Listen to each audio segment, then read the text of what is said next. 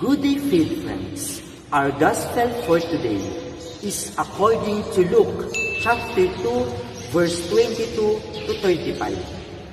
Maraming tao, lalo na ang mga bata, ang nag-aabang sa panahon ng Pasko dahil kay Santa Claus. Inaasahan nila ang pagtanggap ng mga regalo at kapag hindi nila natanggap ang mga regalo na gusto nila, sila ay nabibigo. Ngunit si Santa Claus ay hindi man lang nabanggit sa lahat ng 4 na ebanghelyo. Nakakalungkot nga na sa panahon ngayon, si Santa Claus ay nagiging pinakamahalagang simbolo ng panahon. Kapag basa ng ebanghelyo sa itaas, isang hindi kilalang tao sa pangalan ni Simeon ang nakakuha ng ating pansin.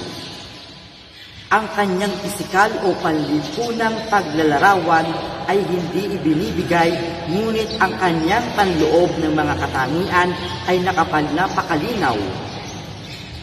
Siya ay matuwid at madasalin.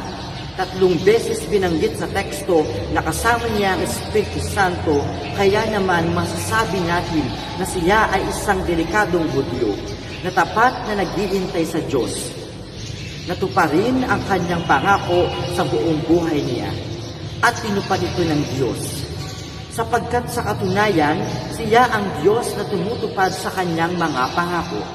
Pangako ng Diyos sa pagpapadala ng Mesiyas ay natupad sa araw ng Pasko. Ito ang pinakadakilang regalo na natanggap ng bawat tao para kay Simeon. Hinawakan niya ang regalo sa kanyang mga bisig.